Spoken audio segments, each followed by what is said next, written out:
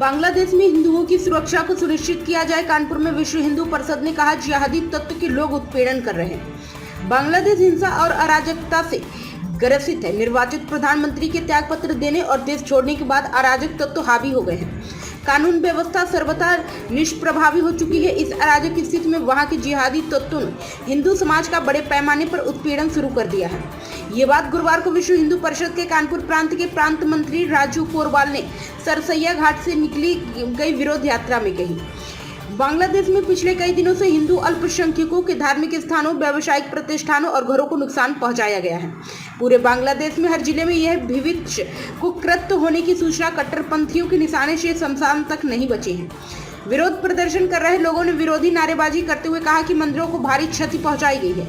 बांग्लादेश में शायद ही कोई जिला बचा हो जहां इनकी हिंसा व आतंक का निशाना न बना हो।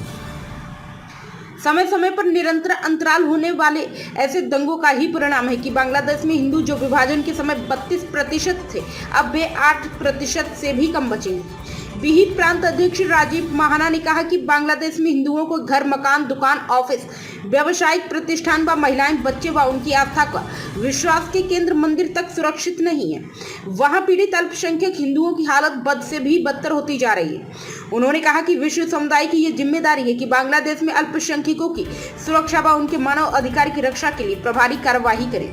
बिही प्रांतीय कार्य अध्यक्ष डॉक्टर उमेश पालीवाल ने कहा कि निश्चय ही भारत इस परिस्थिति में आंखें मूंद कर नहीं रह सकता।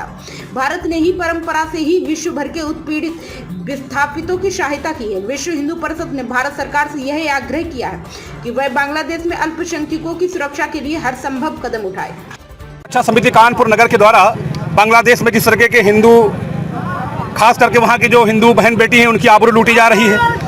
उनके वस्त्र उतार के उनके पिता और उनके भाइयों, उनके घर के लोगों के सामने उन्हें बलात्कार किए जा रहे हैं। वहाँ के मंदिरों को आग के हवाले किया जा रहा है। वहाँ के हिंदुओं की संपत्ति लूटी जा रही है। ये भयंकर दुर्भाग्यपूर्ण है और हिंदू समाज बहुत आक्रोश में पूरी दुनिया में, चाहे ऑस्ट्रेलिया हो, इंग्लैंड हो, अमेरिका हो, वहाँ भी हिंदू प्रोटेस्ट कर रहा है। और भारत में तो बहुत संख्या में हम लोग हैं, लगभग 100 करोड़ लोग हैं। आज कानपुर ने वो करके दिखाया है। इससे सभी हिंदुओं को सीख लेनी चाहिए। आज हम लोग यहाँ एकत्रित हुए हैं संतों की अगुवाई में, लाखों की संख्या में। आज कानपुर में सरसैया घाट है जहाँ पे आप खड़े हुए हैं। यहाँ पे पूरी सड़क भरी हुई हिंदुओं से, और हिंदुओं ने करके दिखाया है। इसी तरीके से लगातार करते रहना होगा। अगर आने वाले समय में हम हमारी संस्कृति को सुरक्षित करना चाहते हैं, अपने आप को, अपने पुत्रों को, अपनी बहन बेटियों को, अपनी संपत्ति को, अपनी संस्कृति को, तो हमें ऐसे ही लगातार संगठन का परिचय देना होगा और इन कट्टरपंथियों के विरुद्ध लगातार कार्रवाई की मांग करना होगा, अथवा खुद हमें मजबूत होना होगा ताकि मुंहतोड़ जवाब इनको दे सके हम लोग।